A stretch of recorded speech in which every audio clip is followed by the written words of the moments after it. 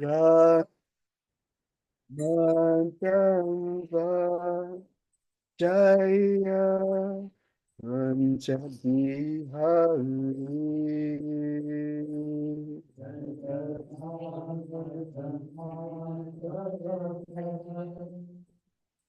Jaya Kunjabihari Jaya Radha Madhava Jaya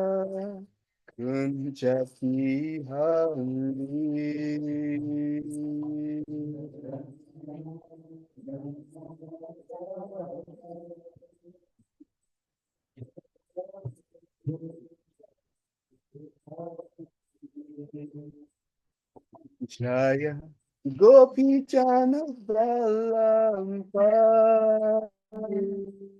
Jaya Girivaradari Jaya Girivaradari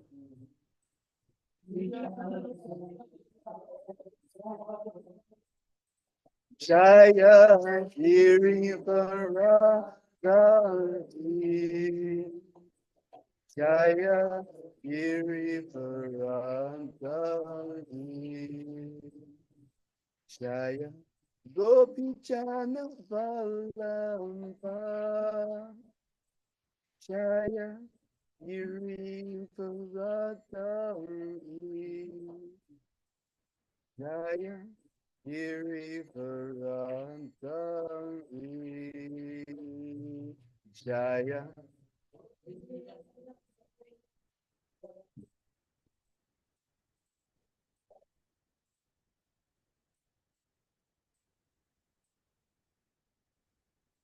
Jaya Girivaradari Jaya Yashodanandana Jaya Rajachana Ranjana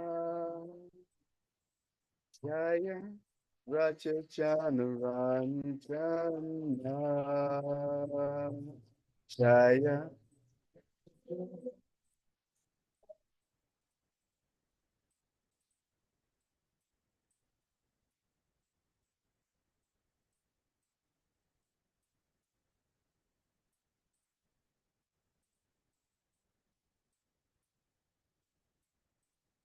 Jaya Yashodanandana Jaya Rajachana Ranjana Jaya Rajachanaranjana Jaya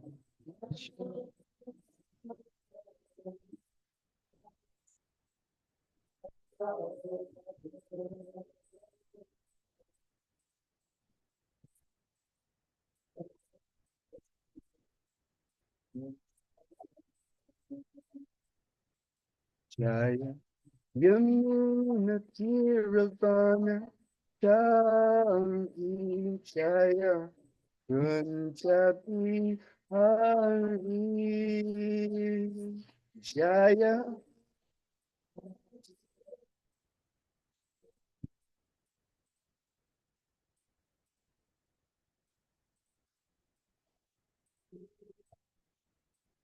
Jaya Yamuna Tiravana Jaya Jaya Punjabi Hari Jaya Yamuna Tiravana Jaya Jaya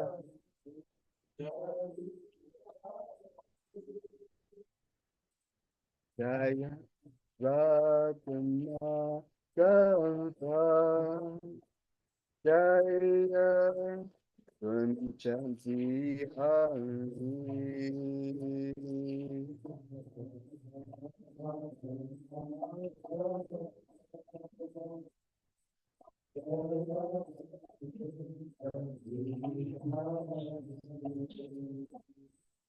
Jaya Radhamadava Jaya Kunjabi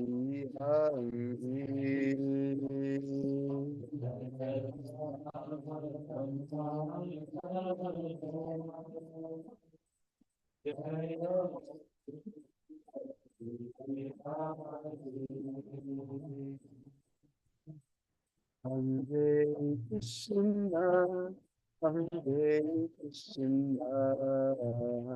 Krishna Krishna, Hare Hare, Hare Rama, Hare Rama, Rama Rama, Hare Hare.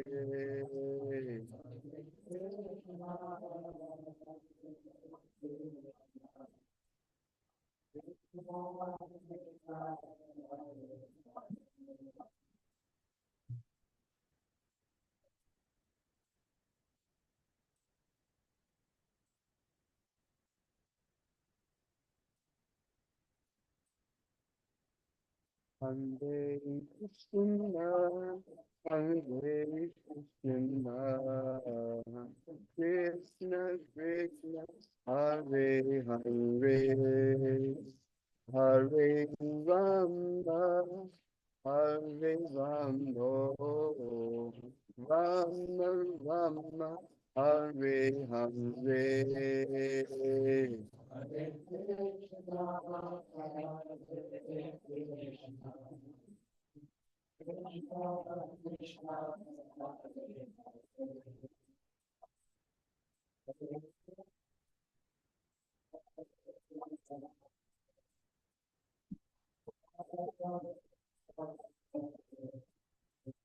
Oh, Hare Krishna, Hare Krishna, Krishna Krishna, Hare Hare, Hare Rama, Hare Rama, Rama Rama, Hare Hare. Everybody,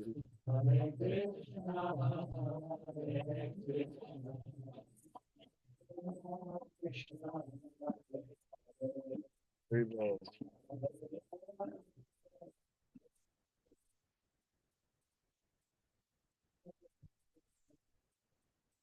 Oh, Hare Krishna, Hare Krishna, Krishna Krishna, Hare Hare, Hare Rama, Hare Rama, Rama Rama, Hare Hare.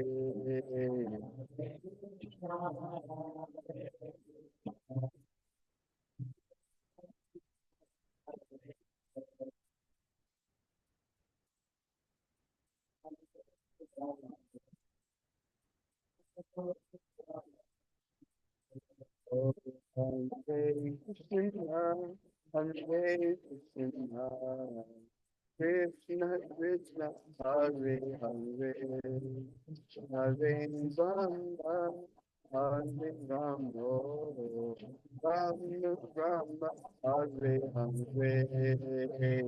Hare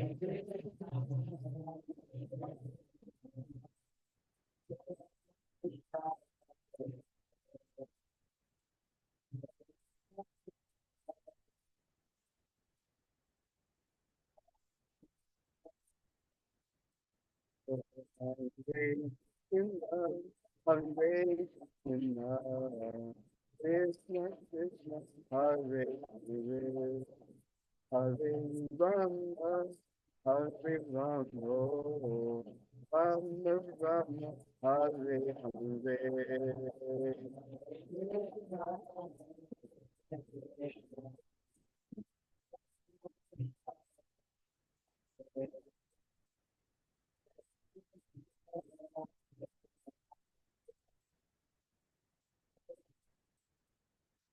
Jaya Raja Kiritari, Raja Kiritari, Raja Kiritari, Rahante Jaya.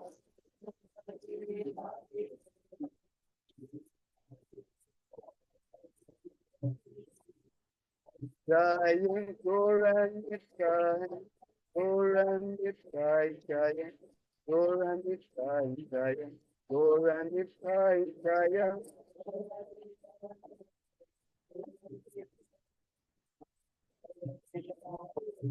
Nitai Gora Haribo, Haribo, Haribo, Gora Haribo.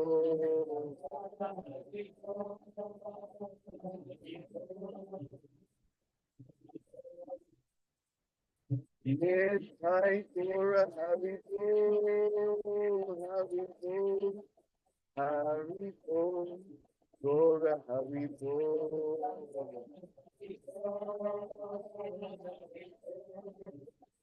Haribo, Nitai Gora Haribo.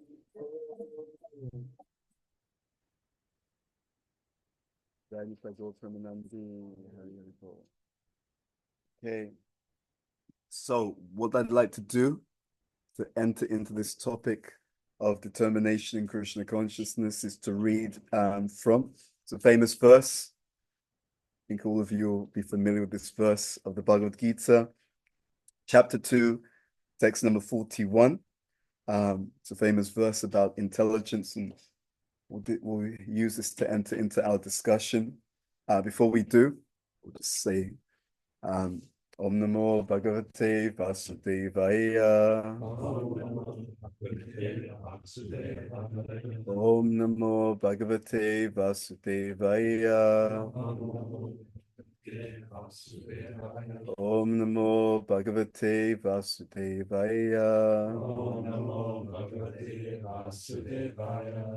Okay, so this is chapter 2 of the Bhagavad Gita, which is entitled Contents of the Gita Summarized.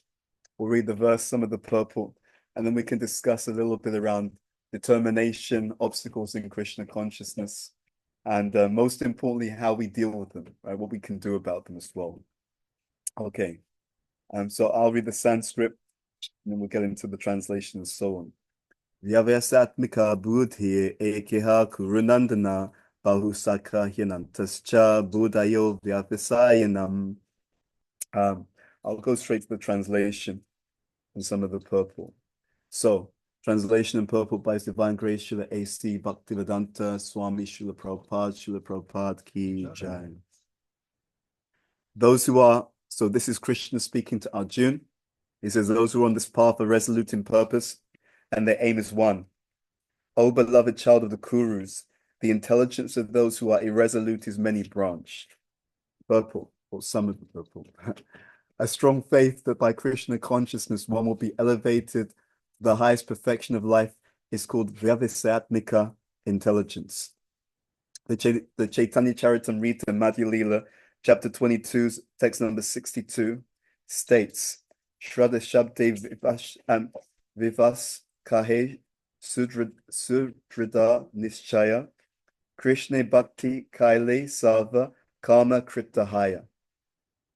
Faith means unflinching trust in something sublime. When one is engaged in the duties of Krishna consciousness, he need not act in relationship to the material world with obligations to family traditions, humanity, or nationality. Fruitive activities are the engagements of one's reactions from past good and bad deeds. When one is awake in Krishna consciousness, he need no longer endeavor for good results in his activities. It's an interesting statement. I'll repeat that. When one is awake in Krishna consciousness, he need no longer endeavor for good results in his activities. When one is situated in Krishna consciousness, all activities are on the absolute plane, but they are no longer subject to the dualities, to dualities like good and bad. The highest perfection of Krishna consciousness is renunciation of the material conception of life. This state is automatically achieved by a progressive Krishna consciousness. The resolute purpose of a person in Krishna consciousness is based on knowledge. We'll come back to that particular point, right? But there's some really clear things that Prabhupada is saying that if we can apply them, it will help us. Vasudeva Savamiti Sa Mahatma Sadurlabha. A person in Krishna consciousness is the rare good soul who knows perfectly that Vasudeva or Krishna is the root of all manifested causes. As by watering the root of a tree, one automatically distributes water to the leaves and branches. So, by acting in Krishna consciousness, one can render the highest service to everyone, namely self, family, society, country, humanity, etc. If Krishna is satisfied by one's actions, then everyone will be satisfied. Okay, so maybe we'll stop there. We'll just say some prayers and then we'll discuss. Om Ajnanatamurandasya Gyananjana Shalakaya Chakshun Militam Yena Tasmai Shri Gurave Namaha Shri Chaitanya Manobishtam Stapitam Yena Bhutale Swayam Rupa Kadamayam Dadati Swapadantikam Vandeham Shri Guru Shri Yuta Padakamalam Shri Gurun Vaishnavamscha Shri Rupam Sagrajatam Sahakana Raghunatam Vitam Tvam Sajivam Sadvaitam Savadutam Parijana Sahitam Krishna Chaitanya Devam Shri Radha Krishna Padam Sahagana Lalita Shri Vishakam Vitamscha Hey Krishna Karuna Sindhu Dinabandhu Jagatpate Gopesha Gopika Kanta Radha Kanta Namostate Tapta Kanchana Gorangi Radhe Vrindavaneshwari Rishabhanu Sutta Devi Pranamami Hari Priye Vancha Kalpatarubhyascha Kripa Sindhubhya Evacha Patitanam Pavanebhyo Vaishnavebhyo Namo Namaha Shri Krishna Chaitanya Prabhu Nityananda Shri Advaita Gadadara Shri Vasadi Gaura Bhakta Hare Krishna Krishna Krishna Hare Hare Hare Rama Rama Rama Hare Hare.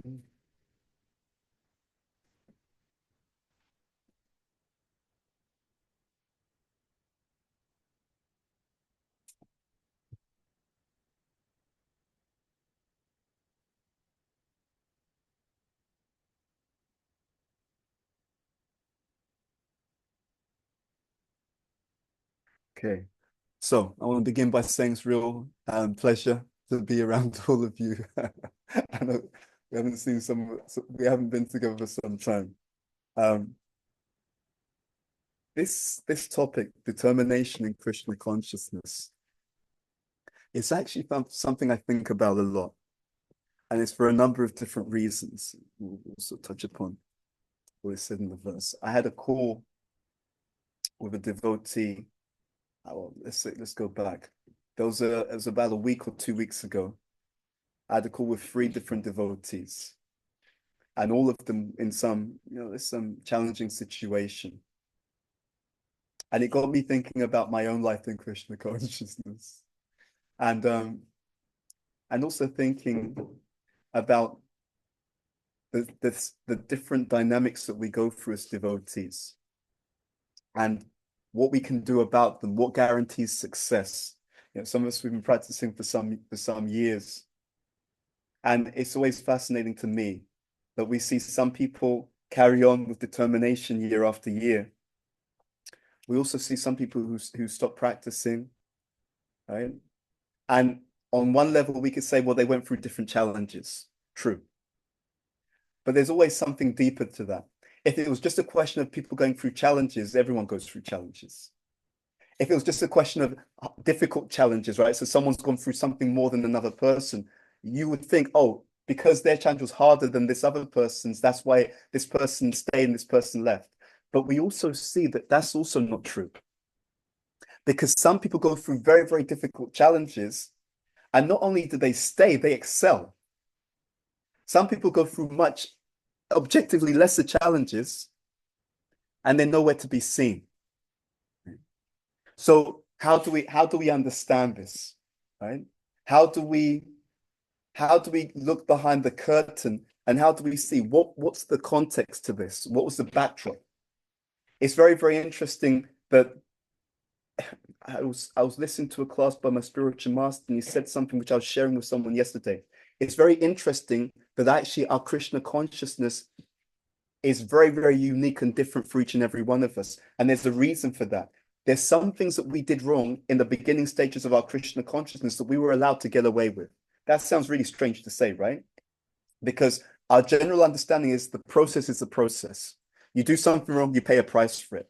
Yes and no. Our process is a process, but our process is also a relationship. So what do I mean by that? This is what I was sharing. So my spiritual master said it's just like a child. When the child's very young, they start sucking their thumb. What do you say? Oh, that's so cute, right? It's okay. Oh, the little kid is so cute, they're sucking their thumb. If he's 35 years old and he's doing that same thing, you think what's wrong with you, right? What are you doing? So because our process is a process and our process is personal, Krishna sees us like that. So what someone was allowed to get away with when they're 1 year old or 2 years old in Krishna consciousness, okay, you're only 1 year old, right? So Krishna takes it that way. There's a certain type of grace that's given, right? And this is why it gets confusing for devotees, because I may have even done something in the past and there wasn't much of an issue. But now if I'm making that same mistake after 20 years, 30 years, Krishna's like, dude, what's going on here? And it's for exactly that reason. We have different spiritual ages, right? So my spiritual master was explaining that in a class. So this is really important to us because the tendency is that we tend to look at spiritual life through a material lens. And this is actually one of the big key classes of the obstacles that we face. Again, I was dealing with someone just recently, and they had some concern because of the way that the devotees were showing up, right? They're looking for sincere devotees to associate with. Everyone have that quest, right? Looking for the sincere devotees to hang out with, right? And they were very, very disappointed because they're they're kind of new, and they were hanging out with some devotees, and then it was like they were hearing the gossip, right? The Grammy Qatar, right? What's happening? What's going down in ISKCON, right? Who's doing what, right? Who said what to whom? And so, and then we were talking recently, and they told me they didn't go into detail. So that could have been scary, but they told me some of the things that the devotees who they were associating with. They told me some of the stuff that they were talking about, which is kind of raw, to be honest with you. It was kind of raw, and they were quite shocked. But I also told them as feedback. I said, what's happening is also you're bringing your own material conception into spiritual life. The number one cause of breakdown in relationships. It applies in the secular world, it applies in personal life, it applies in spiritual life. The number one cause of breakdown in relationships, and you can consider that our process is a relationship. It's a relationship with Krishna. The number one breakdown of relationships is caused by a lack of clarity around expectations. Okay? We all experience a kind of relationship stress. Relationship stress is when my expectation and my experience are out of sync, right? Think about that carefully. I come to ISKCON and I've heard all the ISKCON sound bites, right? The marketing in ISKCON can be amazing in some places, right? I've heard all the ISKCON sound bites. Everyone loves each other. We're all devotees. We're all developing our love for God and each other, you know? Come join the party, right? So people like sign me up. Okay, I'm ready to go into that. And then when you come into the community of devotees, yes, that is the goal. But some people are more bought into the goal than others, right? And even if we're bought into the goal, there's a small problem on that journey. And that problem is called us. We have a goal, but we also have those obstacles. And actually, it's very, very interesting. There's a mirror effect in the life of devotees. The obstacles outside of ourselves are a reflection of the obstacles that we hold within ourselves. when we understand that, this becomes profound, because when we understand that, we can understand that every time I'm working inside of me, the inner work is actually having an outside impact. It's very, very special as a point. And this verse very much speaks to it. So here in this verse, Krishna is saying those who are on this path are resolute in purpose, resolution, okay? Very clear purpose. And their aim is one.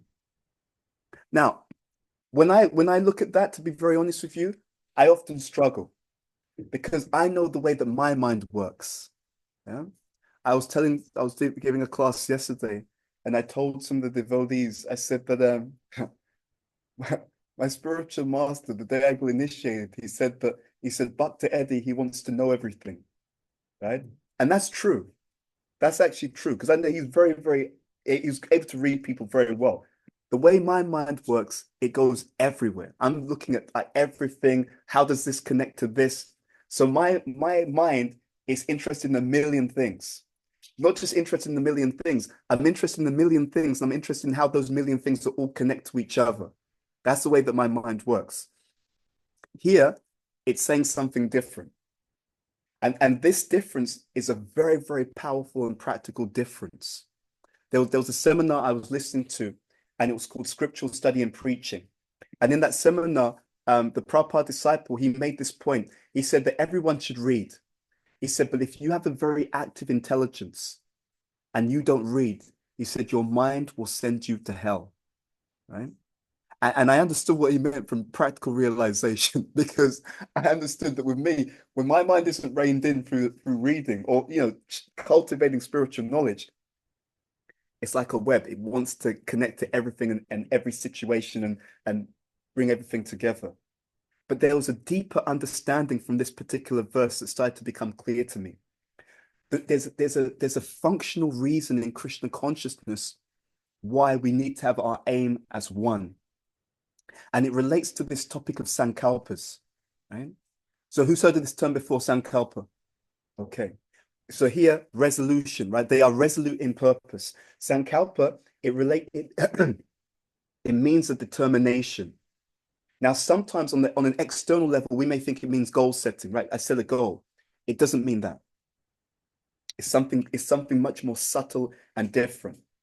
In the world that we live in, unfortunately, it will become harder to make sankalpas. It'll be much harder to make sankalpas. I was explaining in the manner I gave that class recently that whenever we're on social media, it increases vata. When you're on screens, right? Computer screen, mobile phone, whatever, it increases the vata. So the vata, it causes the focus to be splayed out. Right. So whenever you're like, even the way it's designed, right? It's designed to mean that you want to keep moving, you want to keep seeing things. And we know from our Shastra, if you're constantly moving and seeing different things, which mode of material nature is becoming cultivated in the mind? Passion. Okay. And it's not even that bad that it's cultivated in the conscious mind, but there's a barrier between the conscious and the subconscious. And there are certain activities that move things from your conscious mind to your subconscious mind. We use those techniques in our spiritual life. One of those techniques is whatever you repeat, right? So we know habit, right? This idea, things that you do again and again and again. Some of you drove here, right? When you're driving, it becomes you've driven so many times that you don't really have to think about it so much, right? You're going to change this gear, you're going to move in a particular direction. It literally becomes second nature. It becomes second nature because it's autopilot.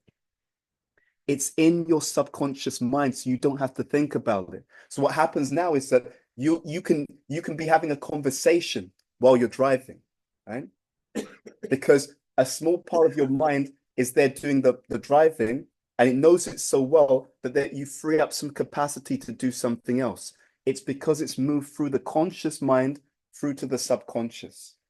So in the same way, whenever we do something repeatedly, whenever we're online repeatedly, whenever we're on social media repeatedly, after a while, that tendency has entered into our subconscious mind. The reason why it's a problem is because it gets in the way of what Krishna is advising Arjuna to do here. He talks about them having having a resolute purpose. Those who are on this path, he says, meaning those who are on the path that we're on. We're trying to be devotees. We're trying to make advancement in spiritual life. We can't do it alone. We need to be picked up by another kind of mercy. And the way to be picked up is through the science of Sankalpa. So what is Sankalpa? Sankalpa is not just goal setting. It's not just, I want to do something. That's not Sankalpa. Sankalpa is meant to have like a precedent activity. Before you commit to something, what you're meant to do is to think deeply about exactly what it is that you want, right? And then the Sankalpa, the real Sankalpa, is when, having thought about it deeply, you're able to bring some focus or intensity of desire. I really want this. Okay. In other words, the many branch, this statement by Krishna, O beloved child of the Kurus, the intelligence of those who are irresolute is many branch. It means they have so many different things that they want. The reason why this is important, ladies and gentlemen, is because if we're able to lock into what we want, Krishna picks up our signal, right? That's why this science of Sankalpa and determination is not the same as goal setting. Because when you talk to most people about goal setting, they want everything. They have a list of 100 things that they want. It's not the same as Sankalpa. Sankalpa is a resolve that's deeper than just what we initially or superficially want. It's a resolve that we hold at a deeper space, and therefore it comes into the heart.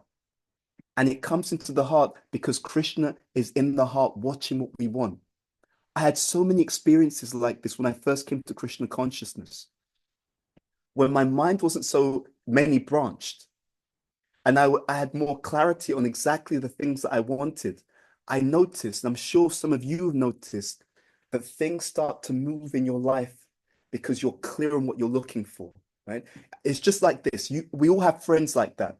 You have some friends, and when you talk to them, they don't know what they want.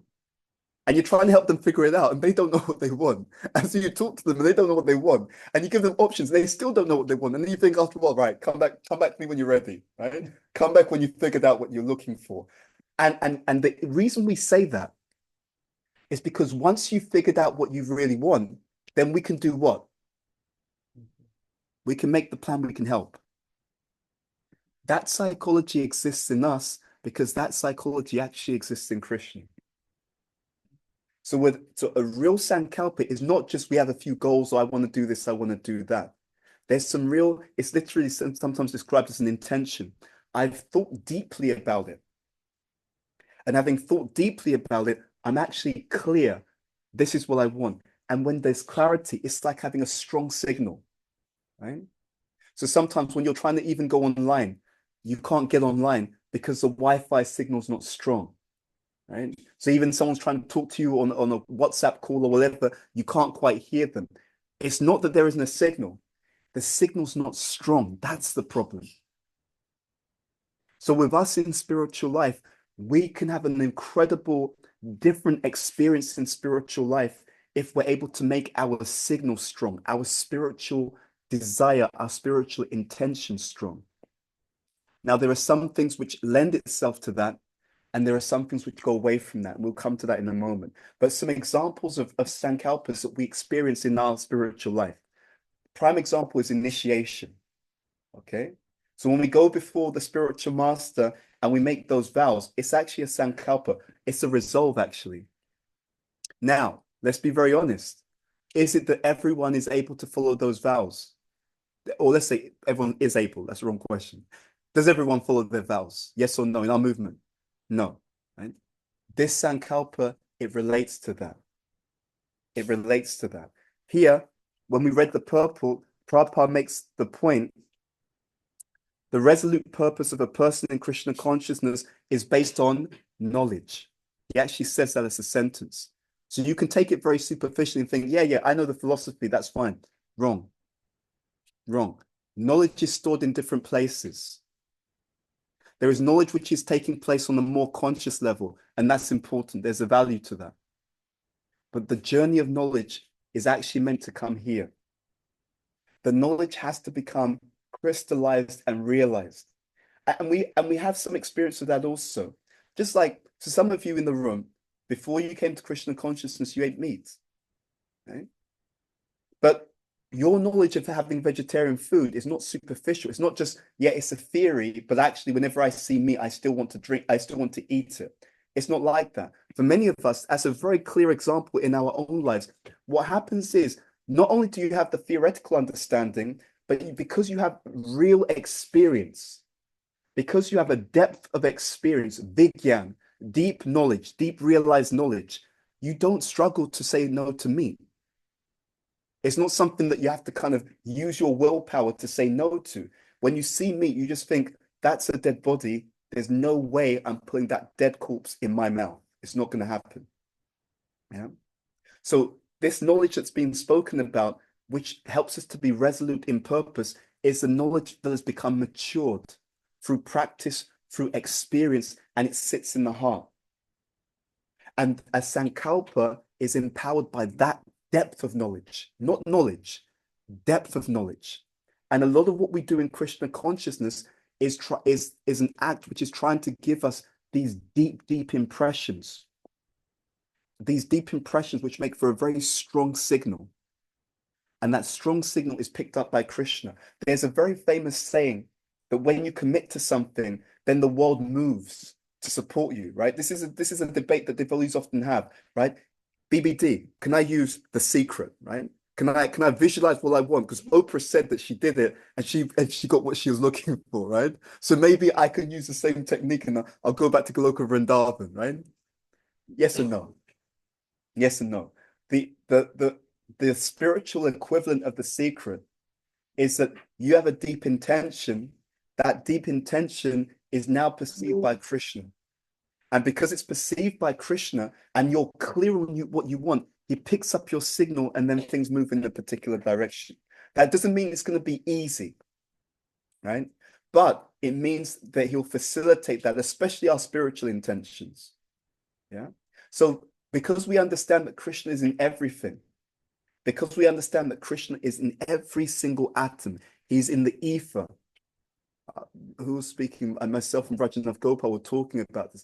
Because we understand that, therefore, when we really want something really badly, really strongly, and either because we have the karma for it, that's one reason, or because the bhakti, Krishna is desiring to fulfill that because it's best for us, or is ultimately good for us, then he starts to make arrangements whereby we may meet people, we may get opportunities and circumstances which can help that sankalpa, that intention to be fulfilled. So initiation is one such sankalpa. What often happens, the reason why people don't necessarily become so fixed in how they move forward through their initiation and through the vows of initiation is because the sankalpa wasn't very deep. It wasn't so strong. Over the last, I don't know how many years, when devotees are speaking to me about wanting to take initiation, I advise them to read the Spiritual Master and Disciple book. I'm sure many of you remember that book. I'm not sure whether they print it so much now, but it's all these different quotes by Prabhupada about the spiritual master and disciple, the guru and disciple relationship. And the reason why I asked them to read it, it relates to this sentence that Prabhupada has given, because I go into something understanding what I'm going into. Yeah. There's a difference between a wish, which is just something airy, right? It's not grounded in reality. There's a difference between a wish and a plan. A wish is, yeah, I have the desire for something. I don't know what's involved. I don't know how to do it. I don't know what it feels like. I don't know my role in it. I don't know the other people who are involved. I don't know, and this is really important, I don't know what could get in the way of my resolve. In other words, my wish has no grounding in reality. It's not grounded. And because it's not grounded, the moment I hit reality, I bet you, now in the age of AI, right? I bet you could easily create some kind of program that would be able to test how likely is someone to be able to follow through on their vows easily. You could probably just interview them and figure out I really mean it. You could probably interview them, and by interviewing them, you could figure out whether they're likely to be able to stick with their sankalpa.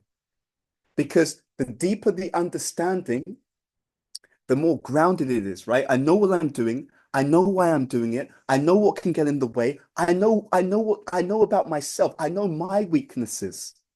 So it's not just I know what could get in the way outside of me. I know what could get in the way inside of me. And because I know that, I'm not sleepwalking into something and then I'm shocked when the difficulties and the challenges arise. This for me is one of the reasons why the books of Prabhupada are so powerful. And a lot of people don't like Prabhupada's books because it's not all kind of soft and fluffy. Oh, oh, you're wonderful. He doesn't talk like that. Prabhupada's like, you need to change your life, right? Krishna consciousness is the only way. The material world will beat you up if you don't do it. And some people, they don't like it because it's just so heavy sometimes, isn't it? You know? But that heaviness is actually it's an elemental thing. Prabhupada is like earth. He's just very grounded. He's not fluffy. He's not like airy fairy. He's like, this is a reality. So the more that someone comes in touch with Prabhupada's books, actually, the more grounded that they are. You'll find that. You'll see. It has a grounding effect on people. But at the same time, when you're grounded, you also become more tolerant and more determined. You see? Determination, one of the keys to determination is that I'm in strong contact with reality. That means I'm free of sentiment. So I know what I'm dealing with. You're going to fight someone. We believe in him, so I'm just giving this an example, right? You're going to fight someone and you don't know that the person's Mike Tyson, right? He's going to knock you out. There's no trouble. But if you know who you're dealing with, then you think, right, either, okay, Mike, I don't want to fight you, right? Either you just get out of it, or at least you come prepared. We try to fight with the material energy, but without understanding what we're doing. Yeah. Our resolve, you could probably predict whether someone's going to be able to follow through by understanding how grounded is their resolve. So one very clear science of Sankalpa, or opportunity, or instance rather of Sankalpa, is initiation. Another is marriage. Right? Again, you could predict very, very easily how a thing's going to go, because to what extent is the deep resolve there? You see, again, it's a problem that we see more and more with modern society. Our resolves are often on the surface. So, yeah, I'll be with you, right? But if anything goes wrong, right, I'm checking out, dude, right? And it's interesting. You see this over different generations. Previous generations, much more tolerant, right? Now, I'm not saying there are pros and cons to everything, because there are also some difficulties there. But how deep and how grounded is my understanding of myself, the people I'm dealing with, and what I'm trying to achieve? So Prabhupada again saying here, the resolute purpose of a person in Krishna consciousness is based on knowledge. If you look carefully at Prabhupada's writings, you'll see he writes often in sutras. So you can see that one sentence and you may think, yeah, that's nice. Let's move on. That's the wrong way to read it. It's no, look, what is he actually saying? What does that mean practically? Right? How do I understand that practically? Because Krishna is in every element, when our signal is clear, when our resolve is strong, when I know what I'm looking for, and that means I have both time, knowledge, and contemplation. Right? I repeat that formula. I've given myself time, I have the proper knowledge, and I'm able to reflect or contemplate. Then you'll create a stronger signal. We're literally at the end of 2024. This is not theoretical stuff, by the way. I've seen this in my own life. I've seen that at times in my life when my signal was strong, I was clear because my mind wasn't so crazy, wasn't so splayed out. The signal was strong. I can tell you honestly, I had so many experiences where I desired something, Krishna he fulfilled it like that. I'm going to give you one example. It's not a good example, right? It's a bit embarrassing, but I'm just going to tell you anyway. So, in my early days when I was just checking out Krishna consciousness, should I give how much detail should I go into? We'll keep it in a certain space. So, I was coming back from the temple, ISKCON London Temple. Before I came to Krishna consciousness, I did a lot of meditation. I did a lot of meditation. My mind, in all honesty, was really, really quiet. Very, very quiet. Actually, in some ways, it was quieter then than it is now. In some ways, honestly speaking. honestly speaking, from the deities, honestly speaking, my mind was really quiet because I'd done years of meditation, different kind of meditation, not mantra meditation. So my mind was really, really quiet. So this, and I understood when I was reading these things and I was understanding the science of the Sankappa, I understood. Krishna showed me this is how you were able to get certain things. He explained, he made it very, very crystal clear. So my mind was really quiet. I wanted a certain magazine, right?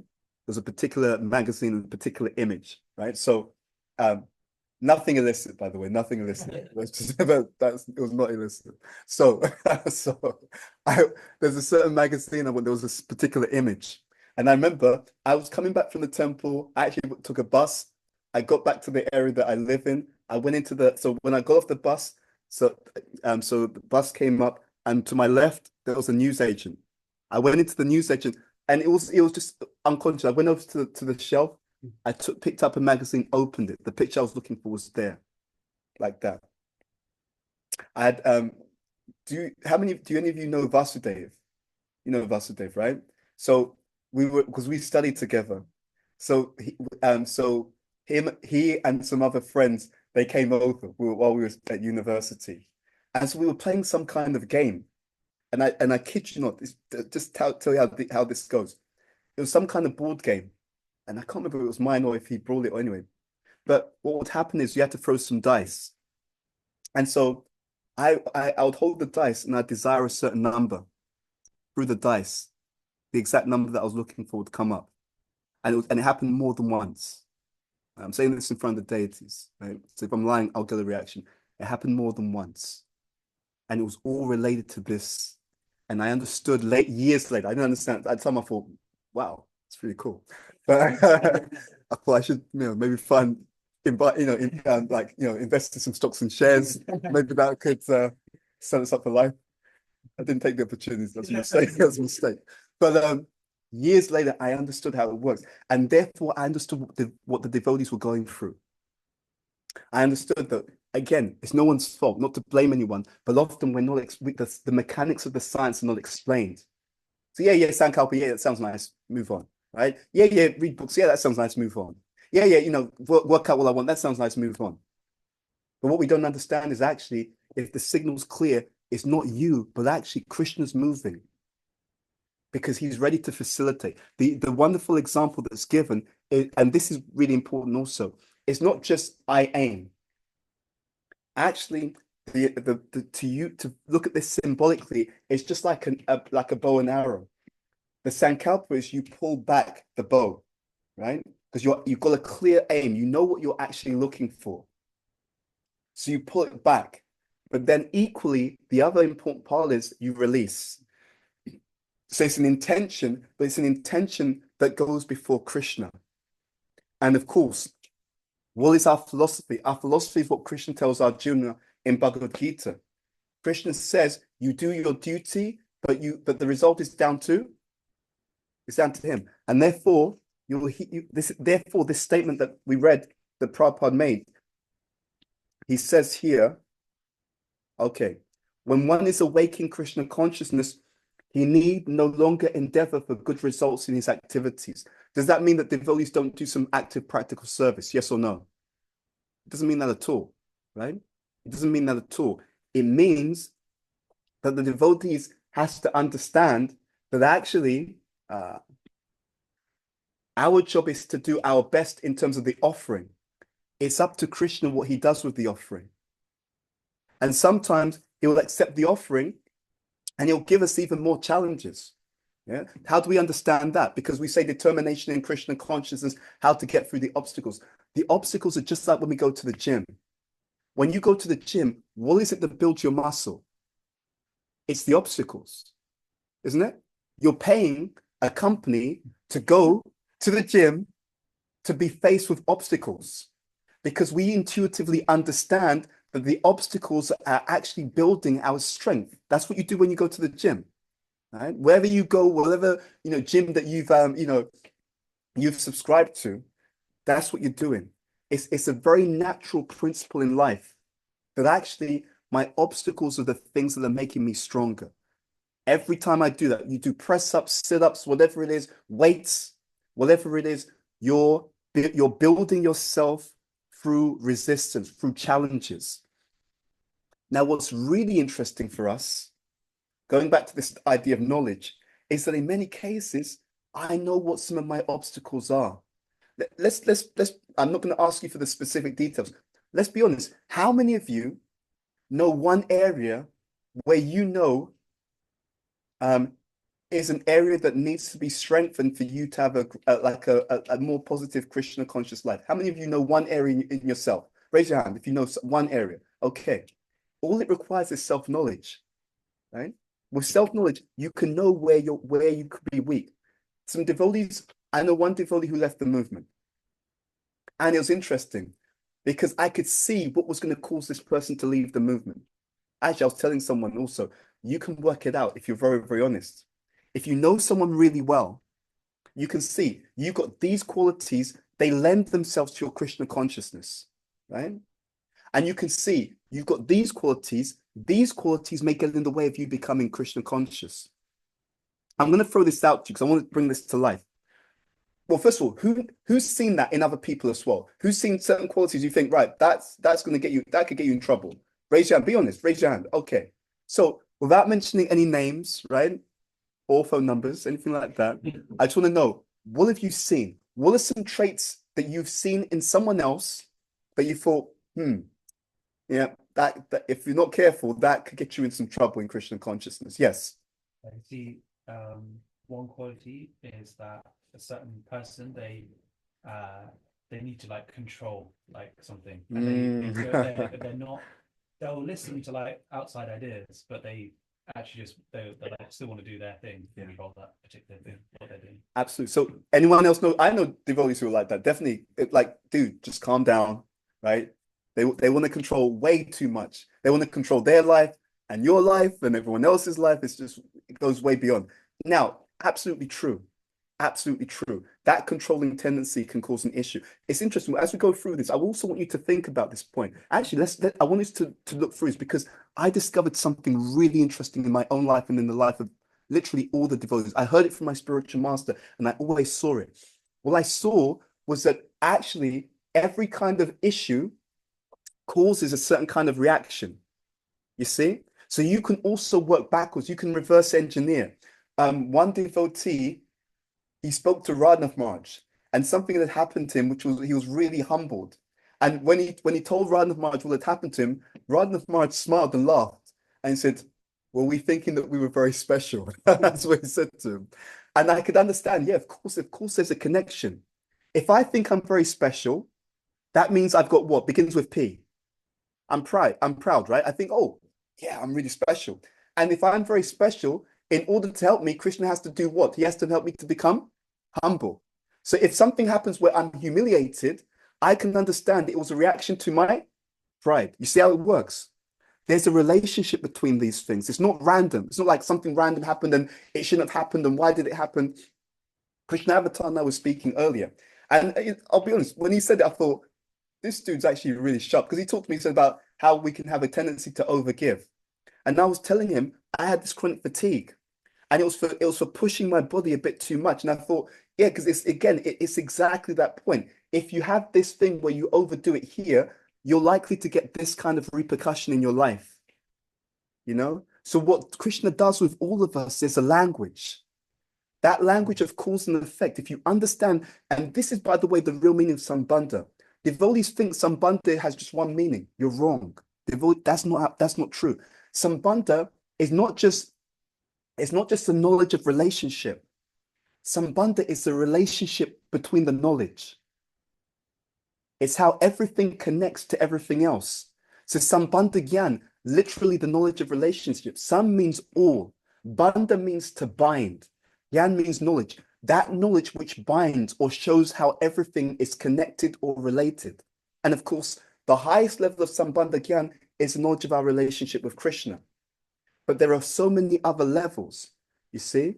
So sometimes we can even infer our anarthas, our issues, by what's playing out in our lives. Can anyone relate to that? Can anyone understand what I'm talking about? It's a real thing. It's a real language. Because Krishna, there's so many ways in which he tries to help us. It's like, dude, why is it that this is becoming a problem? It means that you have this in your heart. So as I said before, if we can do the work in the heart, literally some of the tests that we have in our lives, we won't have to go through them. Or you get the test and you get through with flying colors. That, again, I want to be very transparent. Another situation, I don't know who I was telling, but in my early years in Krishna consciousness, to be really, if I'm really honest, I was so naive. Yeah, if I'm really honest with myself, I was naive. I didn't understand anything. I mean, I was reading the books, but in terms of how people show up, I didn't clock it. You know, there was a situation where Tamal Krishna had this antique watch, and it needed to be fixed. So he was studying at Cambridge at the time. So the watch was sent to like a jeweler's in Bond Street, who can do antique watches. And then once it was fixed, they wanted someone to pick it up. Tamal Krishnaraj, he told his disciple Jamuna, because I was going to go and pick it up. He told her, he said, go with Bhuta Bhavana to pick it up. He said, just in case that they pull a fast one. He actually said that. She told me, right? You know Jamunjai, right? Yeah. She's very straightforward. She actually told me that's what Marge said. He said, go with him to pick it up, just in case they try and pull a fast one on him, you know? And so I can understand. I mean, hopefully we're not like that now, touch wood, right? Touch wood. But I get it. And again, I see it all the time now. I can see that what's happening is related, what's happening outside is definitely related to what's happening inside. So when I'm able to work on what's going on inside, ooh, it's a huge gift in our spiritual life. Let's go back to this. So one is that this you can see sometimes this tendency to be overly controlling. Okay. What else? What else have you seen? Right? Things that you think, that could become an issue. Yes. Expectations and reciprocal expectations. Yes. All things. Yes. Now that's a big thing I wanted to lean on because we touched upon this before. What tends to happen is we bring our expectations into spiritual life. Our expectations, if you want to have a much easier spiritual life, the expectations have to be calibrated according to what? According to what? Our expectations should be based upon what? It has to be Guru Sadhu Shastra. Well, what tends to happen is that my expectations are based upon my material conditioning, right? My material conditioning as a person, my material upbringing, right? Maybe something I've heard, but out of context, and I'm expecting everyone else to show up like that. Does that work? Yes or no? It doesn't work. The devotee who left the movement, the reason he left the movement is he had an expectation of certain devotees in the community. Those expectations weren't met, and then he lost faith. Now he shouldn't have, right? But if I look back, I can understand there was some expectations which were not in line with reality, right? And you can't defeat reality, right? There's a saying, you can't break the laws. You can only break yourself against them, right? So Krishna has these laws. This is how the material world works. This is how people function, right? So then, and it's deliberate, by the way. It's deliberate because if you have to accommodate what Krishna says, it means if we have to accommodate what Krishna says, it means that I'm not the center. You see, the whole idea is a training. It's like, right, you're going to have to adjust to what Krishna says. Krishna says the material energy works like that. No, but I don't want it to work like that. It should work like this. No, it's not. Doesn't matter what you want. This is how it works. Okay, I have to adjust accordingly. It's a training. I'm not the center. That training becomes very, very prominent when you're married, right? Okay. I think anyone had that training in married life? Okay, I think you know what I'm talking about. When you're married, you really understand. You understand. It's like the wife's not gonna. You think your wife's gonna do what you say? Wrong. Okay, right? She's gonna do what she wants to do, and you think your husband's gonna do what you think. Wrong answer, right? He might do it on a date night. Okay, let's like that's or Valentine's Day. The other 365 days in the year, it's not going to happen. Right? You have to adjust. But that's a huge blessing, by the way. That training of having to adjust and not considering that we're the center is the training of our lives. It's the training that helps us to go forward. And the side effect of that training is you can see everything clearly. If I think I'm the center, I see everything in relation to myself. That means I don't see. I can't see anything. And it's because of the position that I've taken. The moment we take the position of a servant, I'm not the center. Suddenly, everything becomes a lot clearer, right? What does Prabhupada say? Atmavan manyate jagat. He says, everyone sees the world from their own perspective. Everyone. But the moment I get out of the center, the moment I stop thinking that the way I am, that's how everyone else should be, suddenly, wow, everything's a lot clearer. And when we were speaking yesterday, I was making that point. The preceptor to all of our activities is perception. If I have the wrong understanding of who I'm dealing with, we were talking about some people being more people oriented, like that. This happens a lot, right? You may come into a situation and you think everyone's going to be nice and friendly and fluffy. Now, the person who's dealing with you, they're not people oriented. That doesn't mean they're bad. It's natural, actually. It's a natural tendency. Some people are naturally more project oriented. But if you know that, then to Yangana's point, I can set my expectations accordingly, right? I'm not expecting chocolates on my birthday, right? I'm not expecting them to break down crying, you just changed my life, Bhuta Bhavana. It's like have you done the project? Right? Did you get the outcomes? Right? Why haven't you got the outcomes? Right? I know what to expect from them because some of these things are hardwired. And therefore my expectations are grounded in the reality. Right? This is what you can expect, this is what you can't expect. And then you live your life accordingly. But again, what I said earlier, expectation and experience. If my expectations are wrong, if they're not in touch with reality, my experience is so far different. That distance can cause stress. That distance can be a shock to the system. If we had to survey how many people have fallen away from Krishna consciousness because they weren't able to calibrate according to reality, it would shock you. Right? So one of these keys for determination, it requires a certain humility. What does Krishna say that I should expect? So expectations is a key thing. You talked about before the overly controlling thing. Let's follow on this. If someone has the wrong expectations, what's likely to happen to them? What's the reaction if they hold on to these wrong expectations? Because we all have the wrong expectations in the beginning. And going back to what we said earlier, Krishna's a bit more accommodating. You're only new, right? I can't expect you to know everything in the beginning. But if it's 30 years down the line and I've still got sentimental expectations, something's like to happen. So what happens if I hold on? So not just having wrong expectations, that's normal. If I hold on to it, even though Krishna's trying to show me this is not realistic, if I hold on to it over time, what's likely to be the reaction? What have you seen happen to people who hold on? This means I hold on to a sentiment. What tends to happen over time? Yes. Ross Escher saying we develop bitterness. Yeah, that's actually true. Bitterness and resentment. But why bitterness and resentment?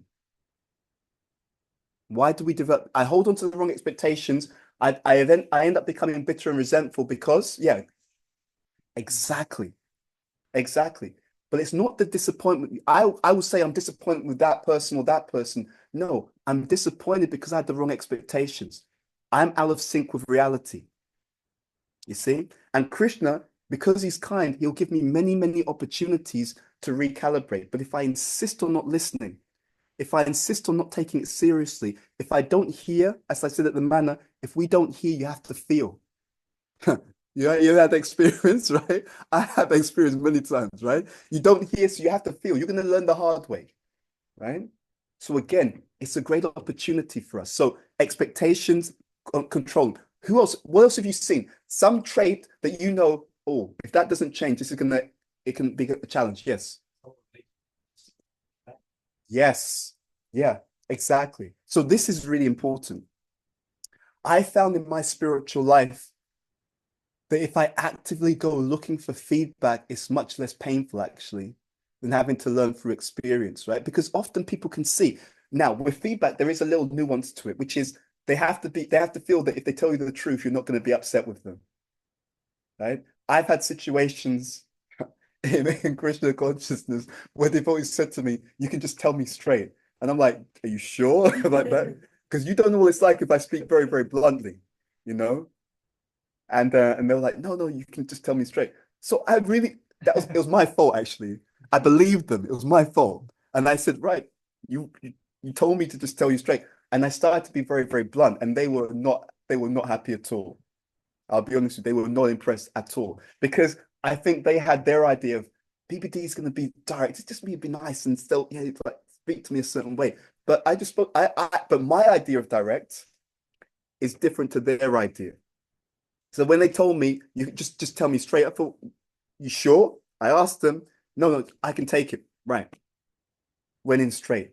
And I remember one person in particular, they were so upset with me. I think they didn't even talk to me there was a while they just did not want to talk to me. They just did not want to talk to me. And I was upset as well because I thought, but you told me that you could take it. You told me to just tell you straight. And now you're acting like this. It's not, what's going on? But I understood because again, this is the point. My idea of being direct may not be your idea. You see? We don't talk about this so much because we put this all under the banner that we're not the body.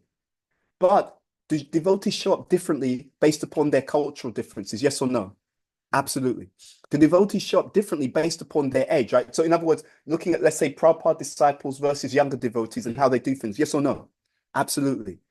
You see, we say we're not the body, and it's true, but we shouldn't. But we take it into a realm where it doesn't belong.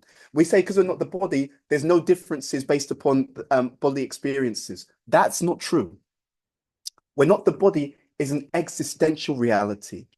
It means you are the soul, and at the same time, we have this acculturation. Do men? I'm going to ask you this question, but in the modern world that we're in, things are kind of crazy in this area. Do men act differently to women? Yes or no? Absolutely. Absolutely. And this idea that, oh, it's all this, it's just a blank slate, and that's craziness. That's absolutely crazy. It's like you have to be blind not to notice these things, right? Which is unfortunately the mode of ignorance. So if I've got this kind of out of sync expectation, yes, I'm going to lead to bitterness. And people will say it's the devotees who may be bitter. I say it's our wrong expectations that led to that. And if I look in my own life, and I'm sure in many of our lives, you'll see even when we've got some wrong understanding, Krishna is so kind. He doesn't immediately get us into a difficult situation. He'll give us various opportunities. Look, course correct, right? Or he'll be like, dude, look, the way you do this, that's not really the right way. Or look, you've got this attachment. I care about you. I want to highlight it so you can adjust it. You can adjust it differently.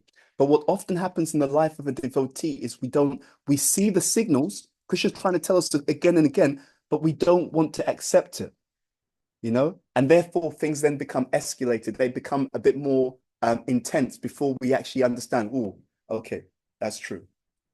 Someone else. What is it? Something that you may see appear in a devotee, yourself or another person, and you think, that could cause some trouble in your spiritual life. Yes, Krishna Avatar. Yes, good point. Now, if someone's on cruise control in Krishna consciousness, which does happen, what could happen as a result? Because Krishna wants us to go back. So what's the reaction if I'm just taking it easy? What's likely to happen? Yeah. Yeah. Something will happen to force me out of my complacency. You see? In fact, if you look at it, there's a logic to this, right? Taking it easy means that you're being lazy. Being lazy means that you have to be taught not to be lazy. How do you teach someone not to be lazy? You give them a lot of work, lots of responsibility to force them out of that, So you can see where someone's been lazy, the repercussion is suddenly something happens and they're forced to work really hard. And they're like, whoa, what is going on? I wanted to cruise. Krishna's like, yeah, I know you wanted to cruise, but that's not good for your spiritual life. Therefore, I wanted you to work. We're going to give you something to work. The purport of all of this is that we're attracting the different lessons and learnings. The purport of all of this is that our obstacles are reflective of our opportunities inside. And the purport of all of this is that if we have a different kind of way of living Krishna consciousness, if we're honest and humble, then we know what's going on in the heart, right? I guarantee you, we won't do this now. I guarantee you, if we gave you an activity and said, sit down with a pen and paper and just write down what are the tendencies that you have that you know could be problematic, and where do you think that tendency could lead you? I guarantee you, you would all be able to figure it out. Isn't that interesting, right? And if I said to you, do it for your friends, the people that you know really well, I guarantee you could make a list and figure out these are the things that you tend to, these are some tendencies or traits that you have which can be problematic, and this is where it can take you. I guarantee you, right? It's a real blessing when we have this knowledge. Not just the knowledge, the time, it's time, knowledge, and reflection. This is what we're actually doing because Krishna speaks to us all the time through the language of life, right? The obstacles are literally opportunities, but we don't have to go through all these obstacles if we look within and see, look, what do I need to weed out? And so sometimes when you read Prabhupada's books and he talks about the weeding process, people don't know they actually don't know what he's talking about. I've watched carefully, and the vote's like, yes, Prabhupada talk about the weeding process, and we've got to water the creeper. And if you say to them, right, what does it mean to weed? We've got to get rid of the bad things, right? What do? Oh, I did. Prabhupada said, we should read. It means to look at what can go wrong, and to actively work on eliminating that. And that comes also by practicing the correct qualities. And part of that journey is also the journey of knowledge. Why is that such a big issue if I've got this trait? Right? What can that lead to for me? Right? And before it leads to that, what can I do to change that? And you can see if the trait's going. Right? Like I talk about me being naive. Now I'm a lot more, I get it. Now, well, hopefully, gotta be careful, right? But at least a bit more. Now I understand, right? This is how it works. See, yeah, so without going to a side point. So I understand a little bit more about how that works. So therefore I can be realistic about what I expect of myself and other people, right? Even when I had the situation with the burnout, it's because I pushed my body because I had so much energy. To be honest, at one point, because of different things I did before, and I had so much energy, so I thought, wow, I've got lots of energy. I can push on. And what Krishna was showing me, you can to some extent, but if you keep doing it, if you overdo it, there'll be a problem. So you can do it within the bounds of reality. That's the point, right? But you can't overdo it because you have to respect how Krishna says everything works, how he's made it work. You can't break the law. We can only break ourselves against the law. So this is a key point. Maybe we'll just touch upon one or two other things and then we'll have any comments or questions. Well, let's go to one more. Anything else that you see as a trait in someone that you know, if that continues, this is the way it can end up? Yes. High self-standards of spiritual practice that are not realistic to maintain. Okay. Yes. If it's not realistic to maintain, see, if it's not realistic to maintain, and if I'm not seeing that, it implies that there's a certain quality. I'm sure you'll know the answer to this. Let's just dig into this. If I'm like, I'm going to do 64 rounds every day, right? Usually, if it's prematurely done, it usually means that there's something in my heart which is causing that. Where's that coming from? Honestly, it's from pride, right? And so, Bhaktisiddhanta Saraswati Thakur speaks about this, right? Someone who tries to imitate Haridas Thakur and to go off and chant in a secluded place, like, I'm already here. Now, if someone's at that level, that's different. It means at a deeper level, it's when the way of being is is out of relation with the person's adhikar. So Bhaktivinoda Thakur writes about this. He says the cause of fall down, very absolutely correct point. He says the cause of fall down is acting above our adhikar or our level of qualification or acting below it. You see? And that's why the guidance is necessary, right? For you at this stage, this is how you practice. For you at this stage, this is how you practice. You see? So knowing what that means practically and acting accordingly. And then, of course, within that, you can have a little bit of a stretch to go up to the next level, right? So incremental. That's actually very, very good. Yep. So we don't remain stagnant, but we also don't. So we don't remain stagnant, but we don't also burn out. What happens, and another way of looking at this is through the modes.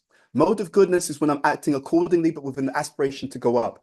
Mode of ignorance is that cruise control. I'm coasting. Mode of passion is I'm overdoing it, therefore I'm going to burn out. You see? And whatever mode you have, that relates to the kind of challenges that will come through. as well, right? If I'm in ignorance, there'll be certain challenges that will come from ignorance. If I'm in passion, there'll be certain challenges that will come from passion. And if I'm in goodness, there's more likely to be steady progress upwards in Krishna consciousness. Yeah, so this is how the whole thing really works. So our determination is based upon not just a desire for something, but a deep desire that's come by knowledge and contemplation and is based upon Krishna consciousness, based upon scripture, Guru Sadhu Shastra. Point number one. Point number two, that desire is like a signal that's picked up by Krishna when the signal's strong, because he's in the heart, but he's like, dude, if you want a million things, I'm not sure where to start here. But if it's like, right, I see clearly this is the intense burning intention. This is what you're really looking for. And it doesn't, by the way, mean that the desire will be fulfilled immediately. It doesn't mean that, but it means that Krishna knows this is what you're looking for, and he can help. He can start to make some arrangements. Still, we have to put the effort in, right? But synchronicities will come, which will be supportive of where we're trying to go, because we're clear on what we're trying to achieve, the outcomes. I've seen this in my own life, and I really see it, and I know it will work for everyone, right? What we have to gain is some clarity. And we spoke also about how the modern world, it doesn't support that clarity. The modern world, the technologies in particular, they put so much rajas in the mind that we have a million things. Now, that doesn't mean that we don't deal with many things in our life. We do, because you can't just you can't just have one thing that you have to deal with. But there's a difference between dealing with and desiring. What we're talking about here is that there should be a hierarchy. What's the burning intention? Right, I'm dealing with the housework, I'm dealing with my job and so on, but they shouldn't all be equally important. What's the burning intention? What's my goal? That's what the Sankalpa is. It's a deep desire that is picked up by the Supreme Personality of Godhead, and then he helps the individual to move those desires, to move that determination forward, because we're clear. So one of the things that I've tried to do over the years more, and this is, I was telling Krishna, when I had this period of burnout, the blessing was, to be honest, if I look back at it, it's painful to admit it, but if I look back at it, I would run around a lot, and I wasn't so thoughtful in what I was doing. So when this situation happened, and that's also another interesting connection. If you're just overactive, then Krishna may do something that says, right, you run around too much, and I can see you're not strategic or thoughtful in what you're doing. So you're going to attract a situation where you can't run around so much anymore. That's what happened. You see? So there's always action and reaction. It's a language. But the blessing was, when I couldn't run around so much, I was forced to think a lot more. And it's like, right, this goes here, this goes here, this should fit in here. And this is actually the better way to engage the energy, like this and like this. There's always the blessings. There's always the blessings. It's so, so powerful. This is the way that Krishna consciousness actually works. The process is a relationship. The process is actually personal. Yeah. What we're meant to do, if we practice properly, is as we practice properly, there'll be more goodness. And naturally, therefore, because there's more goodness, we'll be more aware. Oh, this is what's going on in my life. This is clearly what I'm meant to be learning. Let me lean into that, rather than having to wait for the car crash. You see? Because otherwise, when the car crash happens, no one can blame Krishna. Krishna's like, dude, I told you a million times. I sent devotees to tell you. You heard it in the class. I told you in the books, but you chose not to listen. What can I do? Yeah, that's the way it actually works. We're always in that relationship with Krishna. It's just a question of listening. This is also, and I'll end on this point before we come to Q&A. This is also why Shravanam is so important in the ninefold process. We're trying to develop a sensitivity, actually. Yep. That sensitivity that you develop by good hearing, it's not just directly when you're hearing a class or chanting. It spills over into everything. Because what it does is it makes us more sensitive to Krishna's messages throughout our lives. That's what it's actually trying to do. And then also the relationship becomes even more sweet, because you can actually feel, wow, Krishna's so kind. He's helping me out even in this area of my life, right? He's trying to tap me on the shoulder. Dude, just a heads up, watch out for this. Or dude, you've got this gift that you could use to really become much more, to move forward in Krishna consciousness. You're not using it, but I gave you this. Use it. This will help you to make advancement. You know, there's so I know one devotee, he had a dream and he became a mentor, right? Actually, two different dreams he told me, well, I heard about. So one, um, he became a mentor and he had a dream, and in the dream, he was being told about all of his mentees. Can you believe it? And he was told about each single one of them. This person, they're like this. They're good at this. They have a tendency to do this. Therefore, they need this. This person, they're like this, right? Watch out because they have a tendency to do this. This is what they need to improve. They had that in a dream. In another dream, he was told by Krishna, actually. Krishna told him that every devotee has a particular quality that helps them to make spiritual advancement. And Krishna told him that for you, that particular quality is this. Yeah. Every single devotee has a particular quality that helps them to make spiritual advancement. For you, that quality is this. He was actually told, that devotee was told by Krishna that. So we can understand it's real for all of us, right? We are experiencing things based upon what we need to grow. What we need to grow, if we're honest with ourselves, we know what the answers are. It's not a secret. It's not like I have no idea. Some things we may be even not so conscious of, but there's a lot that we are conscious of. And the obstacles are directly correlated with what we need to grow.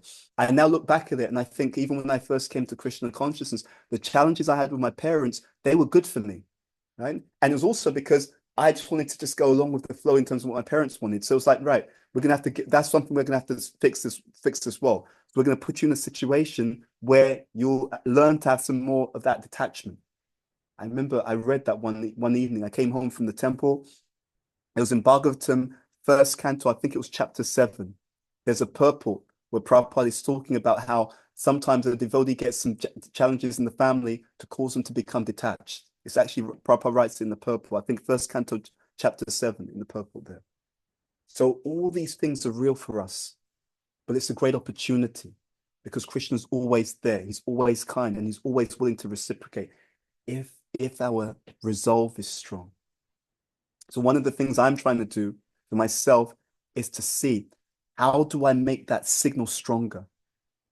How do I make that resolve stronger so that it's not so scattered? There's a million things like that. There's a million things which are nice to do. It's like, no, what do you really want? Focus on what you really want. The other things are there, they'll be on the list, but they shouldn't be of equal intensity. Focus on what you really want. Actually create some sankalpa, a real sankalpa now, because otherwise, this is my fear of our movement. You can hear about everything and you've heard it so many times. Yeah, that's nice when we go home. My thing is, it has to be something that you can, that's tangible, that you do something with. It should be so clear that we can articulate in one sentence at this time in my spiritual life, this is my sankalpa, this is my determination, this is my focus. I'm dealing with so many things, maybe even so many services, but of all the things I'm dealing with, my actual determination, my actual resolve is this. And it should be stronger, clearer, focused. And then Krishna's like, right, now it's like you've gone into a restaurant and there's someone who wants to take your order. And you're like, well, I'm not sure, that looks good and that looks good. And it's like, there's other customers in the restaurant, right? I can't stand here for an hour while you're talking about how different things look good. I'm gonna go away and I'm gonna come back when you're clear on what you actually want to order from the menu. Yeah. That's how many of us live our spiritual lives. There's loads of things on the menu that we like, but we're not clear on what we're ordering. I'll say one other thing because I think it's relevant, then we'll have questions and answers. I understand also why that can happen because we live in the world of FOMO, right? Fear of missing out. So sometimes a devotee thinks, well, if I really lean into this, I'm missing out on this. It doesn't quite work that way. I was on a talk, I was giving, well, we were part of Rashesh will know this, the book club. And one of the people in the book club, her name's Avantika. So she talked about JOMO, right? The joy of missing out. And I think that's a really good point because actually you can't get anything if you don't say no to something. There's a technique that I was reading about. And they were saying that one of the best things that you can do in your life, rather than having a to-do list, is have a not to-do list. Yeah. The things that I'm not going to waste my time, I'm not going to do, right? I'm not going to get involved in things like this. I'm not going to get involved in things like that because that's another way to have focus. This verse and what we're talking about is all to do with focus and not to-do list, right? I'm not gonna. So the things based upon what my spiritual master wants, these are the kind of things I'm going to get involved in. This is my not to do list. I'm not going to be sidetracked into this kind of stuff, this kind of stuff, this kind of stuff, because it's not actually aligned with what I've been asked to do. And if I keep playing in that area, I will not be able to make the proper contribution that I can make because it's going to take all my energy away from doing what I've been actually asked to do. You see? I look very carefully in terms of the devotees who I feel are able to move forward in different ways. And I see that one of the key things that allows them to move forward is this ability to focus. That doesn't mean that we don't have some casual time. We may casually help out in something, but they know where their energies are. They know where they're going. They know what their priorities are. And we really need to be living in that way. Yeah, because the irony is, if you know what you want, you actually have more time and energy to do so many other things as well, right? Because I know you have a plant, I'm feeding the plant. I know it gets enough water. So then because it gets watered once a week, and that's my main thing that I'm feeding this plant. Therefore, if I do other things in the week, it's fine because I know there's a set time, set schedule, set energy, set focus on giving that plant what it needs, it's going to grow. That plant is our devotional creeper. That's the whole point. Yeah. So sankalpa, real sankalpa, not we heard about it, it's nice, and then we go home. Real sankalpa is actually related to our lifestyle. Time, knowledge, reflection. To really lean into what's actually important. And therefore it starts to have more intensity because it becomes a burning desire. I've got other things which are nice to do. Okay. But my primary thing, my actual sankalpa is this. And I water it. And Krishna's like, right, I've got your signal now. Thank you. We've taken your order. Then the cooks start working, right? And then something can actually be delivered to you. Yeah. This is how the world really works. So for the end of this year and 2025, don't take my word for it. I've used this kind of stuff before in my life. And I tell you from my own experience, it's been magical. It's been magical. I know in the times of my life where my intelligence isn't many branch and I've got a few key things I'm working on, it's always magical. Magic always happens. One way that I try and do this is by morning prayers, right? Because we said at the beginning, the one way to transport something from the conscious mind to the subconscious mind is through repetition, So asking for the same thing again and again, then Krishna's like, right, I got the order, right? Because you weren't asking for everything, but you had something specific that you keep the focus on. And prayer, regular prayer, is a way of keeping that practical focus. This is what I'm trying to do, right? Focus. In the world that we live in, you will see that focus becomes like a very, very powerful asset. Focus. If the desire and the vision, the objective, the sankalpa is clear, Krishna, he can actually help us. And this is so important because many of us are not getting Krishna's mercy to the extent that we could because we have not done the work to be actually clear on what we really want at this time in our journey to Krishna. Okay. So there's a point from Ashish. Yeah. He came across a great coaching question recently, that we can ask ourselves. If you are saying yes to this, what are you saying no to? Great. Yeah, I love that. Yeah. And one way to also, one way to test the sankalpa is you could actually ask yourself, what will happen if I don't change? Right? So as we start to see what I want, one way to understand it's a very, very important goal is that what will happen to me if I don't change? Sometimes you will see a person has a desire and they can understand it's really important because they'll know if I don't go in this direction, my life will really be in a place where I don't want it to be. There's so much mercy, there's so much bliss in this process. It's crazy. It's just that we have to really pay attention to what Krishna is trying to give us. It really is. There's always these two things. There's a philosophy and then there's the application of the philosophy. As a movement, in my humble opinion, we do better at the philosophy than the application of it, right? But we have to try in our lives to bridge this particular gap. And there's a language between us and Krishna, and our repercussions in our life is also showing us again and again, you're having this reaction because in your heart there's this. Yeah, and if we learn those languages, we can really move forward. Okay, let me pause here, and now we open up for any questions and questions. Yeah, There's a question for me. Yeah. So when you were speaking about the Yoga Sutras last year, you mentioned an approach that you take to sankalpas, like when you make a personal sankalpa when you're about to embark on something. Yeah. There's so there's a few things on that. See how deep to go in this session. There's also your consciousness, the state of your consciousness when you actually make the sankalpa. Ideally, you'll see initiation, for example, there's a ceremony there. You see that, right? When you get married, there's a ceremony there. Those aren't accidents. If you read Prabhupada's Lilamrita, in the early days when Prabhupada gave initiation, was there a full-on ceremony? There was sometimes he just gave the beads. You see? The ceremony actually plays a role. The ceremony is to leave a samskar. It's to leave an impression. It's actually meant to leave a deep impression that helps you to understand something significant has happened here, so you don't take it lightly. If someone just tells you something on the fly, it's one thing. If they sit you down and they say to you, look, what I'm about to tell you is really important. Like, make sure the door's closed, right? To make sure your phone's off because this is really important. Grab a pen and paper because I want you to make some notes, right? And then they put a whole ceremony around it. What does that do? That ceremony primes you. It's like, right, I should pay attention. It's going to be really important what they're about to tell me. Okay. Then you write it down.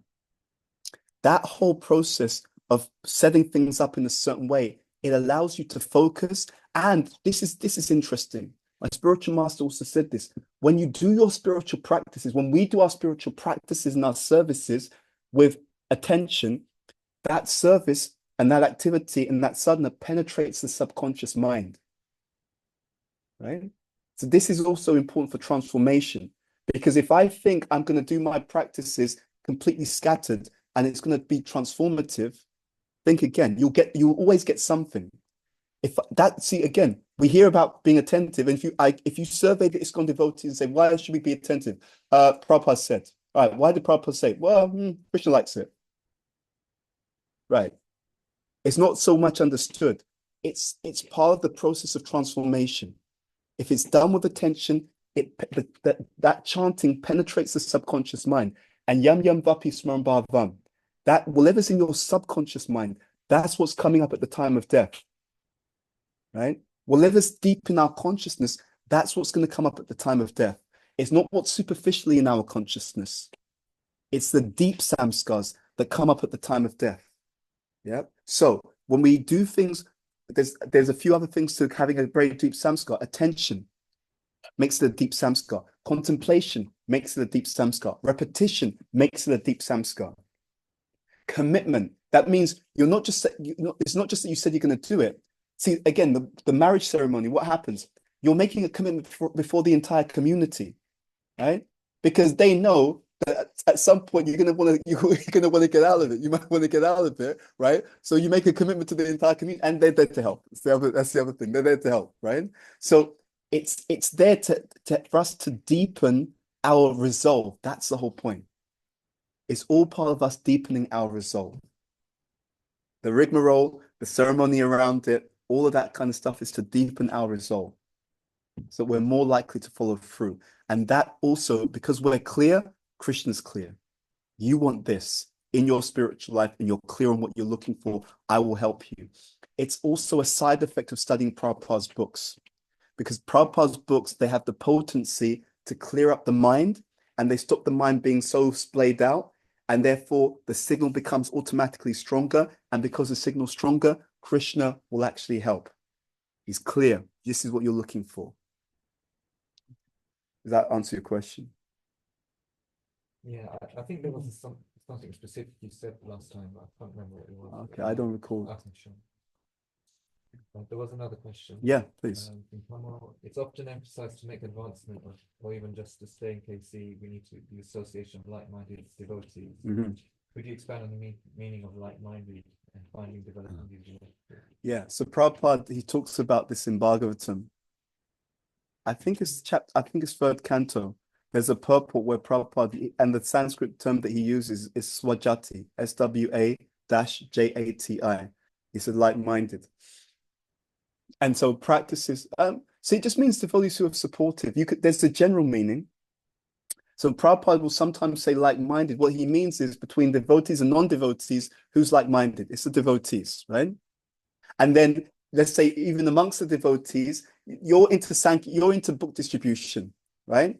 And there's other devotees who really love book distribution. And because you're into it so much and you associate with them, you strengthen each other's resolve in that particular area.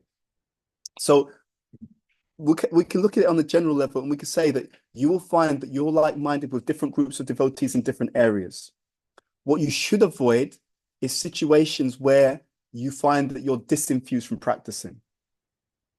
That's the thing to avoid, because that means that for whatever reason you're definitely not swajati. It's to put it another way. We accept what's favorable, we reject what's unfavorable.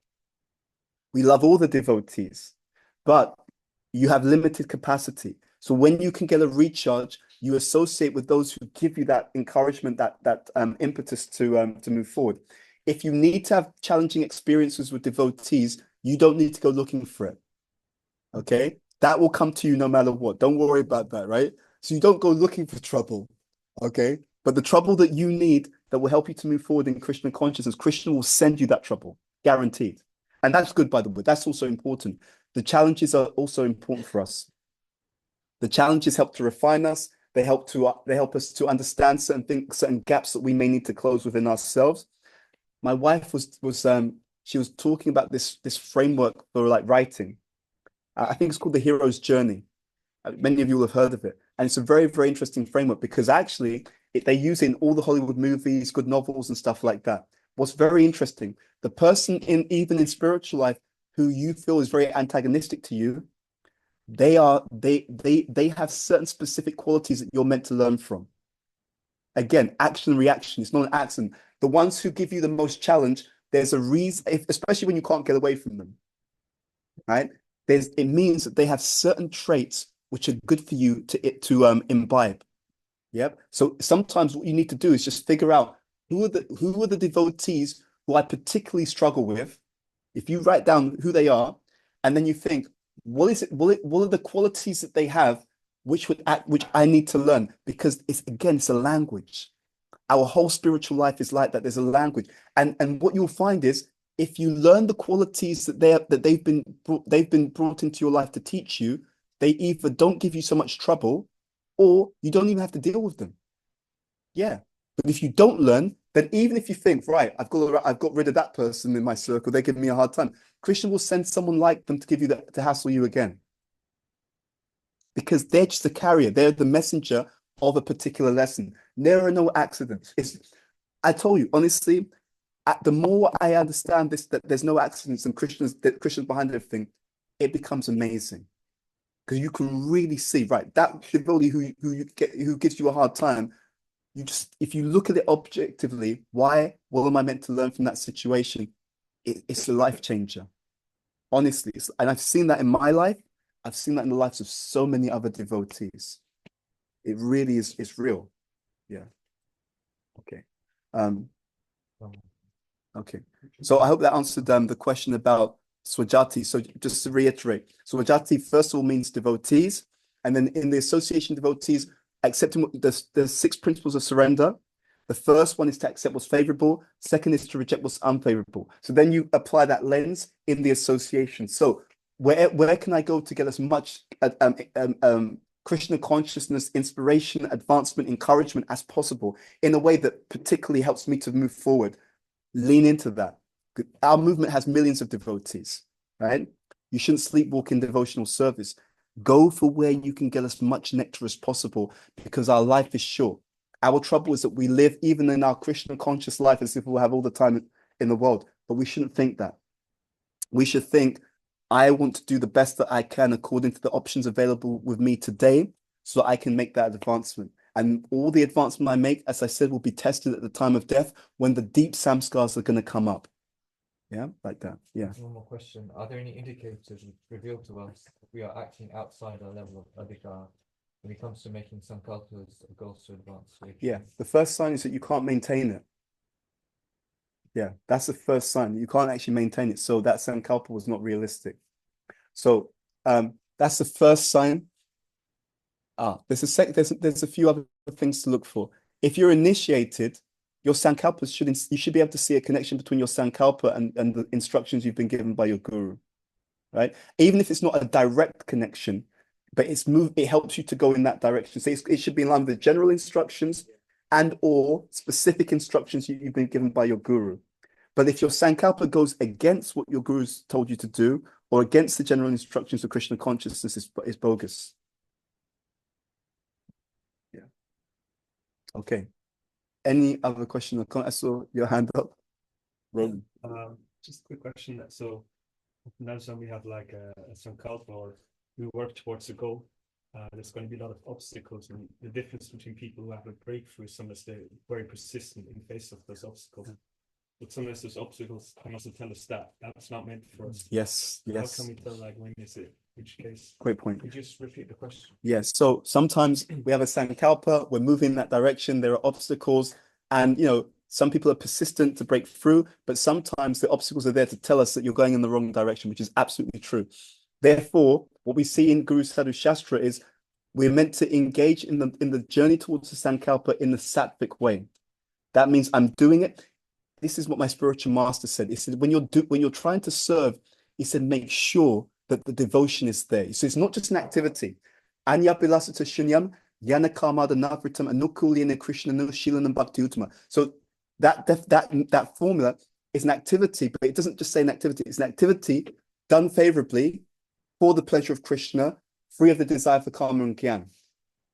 So if I'm doing that sankalpa, according to Bhakti Rasamrita Sindhu, that formula is an activity, but it's for the pleasure of Krishna. If I'm doing it like that, there'll be feedback. Yeah, there'll be feedback, and the feedback will tell me either keep going or I appreciate that you're trying to offer this to me. I don't actually want it. I want this instead. So therefore, I'm not going to allow you to offer that because I don't want that, but I'm going to divert you in this direction. So it will happen. You don't have to worry about that because as Prabhupada is saying here, so again, reading this particular statement, when one is awakened Krishna consciousness, he need no longer endeavor for good results in his activities. What we're endeavoring for is the offering, the service offering, the results up to Krishna, And if we take whatever obstacles that come as for our growth, then even you won't even feel the obstacles are obstacles. You'll feel like, right, that's another adventure that Krishna's pulling in my life. It's very exciting like that. Yeah. We want to keep that spirit of enthusiasm and inspiration, and this is how we do it. And Krishna, if we pay attention, he will show us, no, I know you wanted to go in this direction. I don't want you to go in this direction. I appreciate the offering, but I want you to go in this direction. So I'm going to put barriers here so that you will be forced to move here. My spiritual master would always pray to Prabhupada, that force me to do what you want. Little heads up there. It can be a little bit of an intense prayer. Because if you ask to be forced, you really are asking to be forced, right? So it may, sometimes it may be a little bit rough, but if someone's up for the adventure, he prayed, force me to do it. And then what happens is you want to go somewhere. So no, Krishna doesn't want you to go there. You can't, you find that no matter what you do, you can't go. You want to go somewhere else. You don't want to go somewhere, but Krishna wants you to go. He kicks you in that direction. You don't want to go. But when you end up there, you think, wow, this is actually pretty good. Yeah. We know what we want.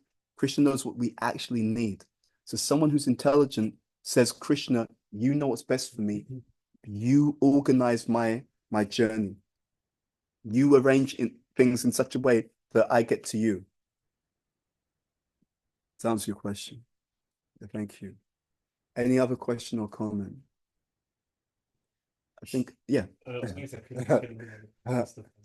So how do you say it? Wait, it's fine. It's up to you. Okay. Quick or long question? It's a quick one. Okay, go for it.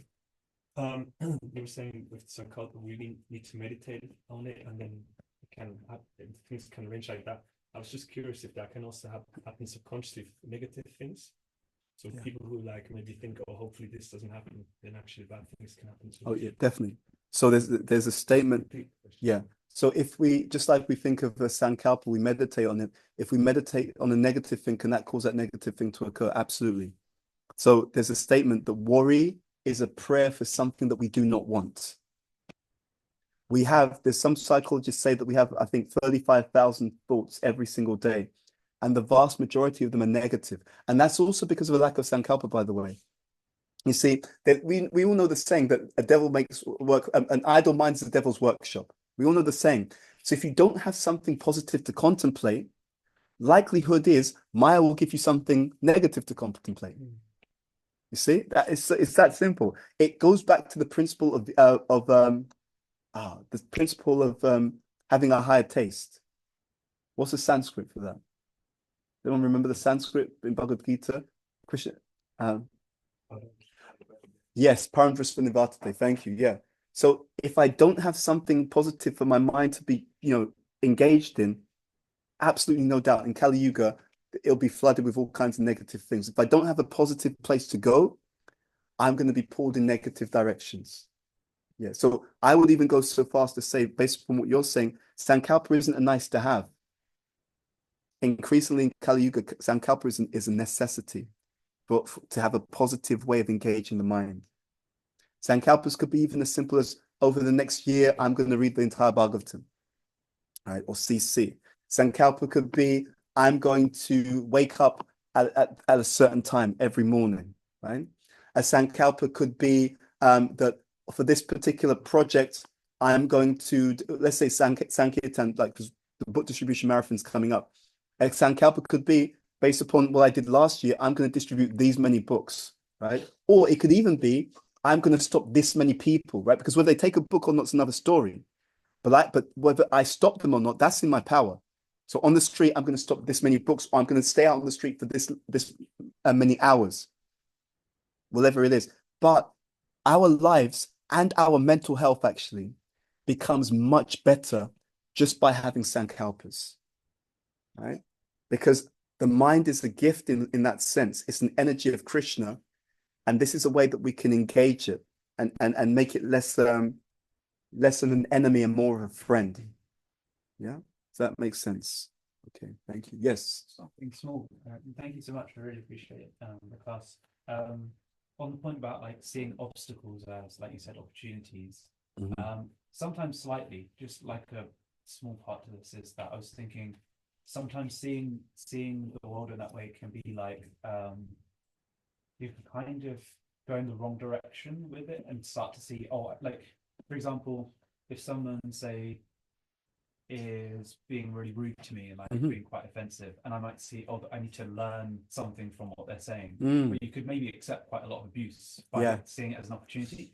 But I also take your point that probably the lesson isn't maybe I need to take on what they're saying. Maybe I need to defend myself or something, right? So that can be it. So also it can be both, meaning that someone's being rude to you.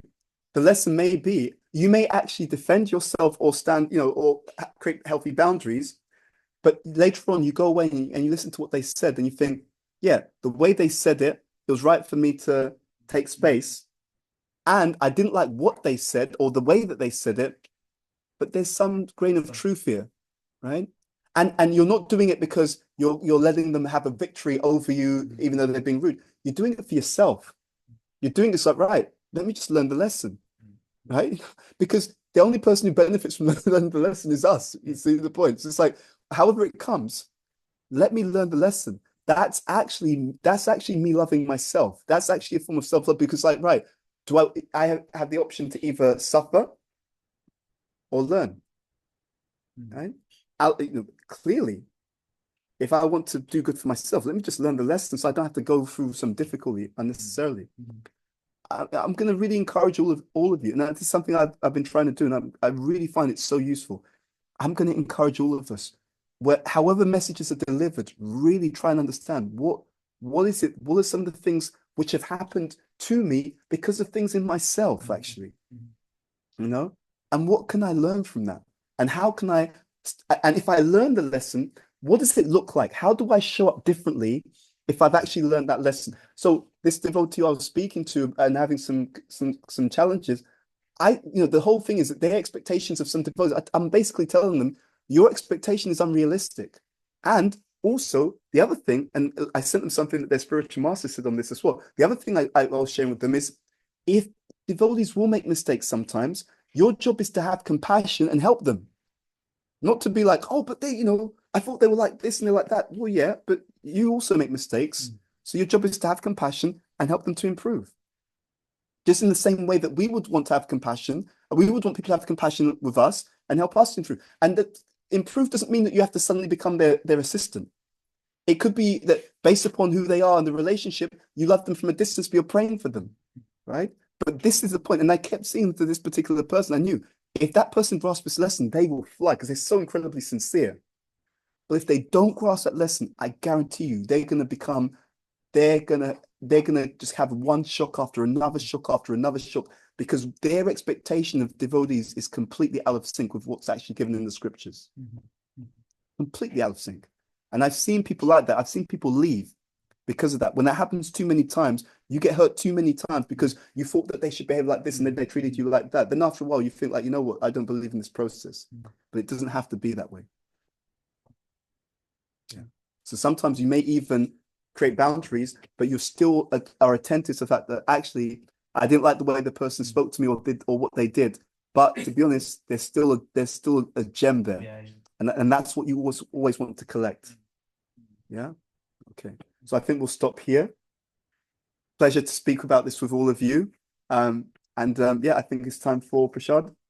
Okay. Thank you very much. Srila Prabhupada ki jai. Radha Giridhari ki jai. Shishi Gaura Nitai ki jai. Janitai Gaura Premanandi Hari Hari Bo.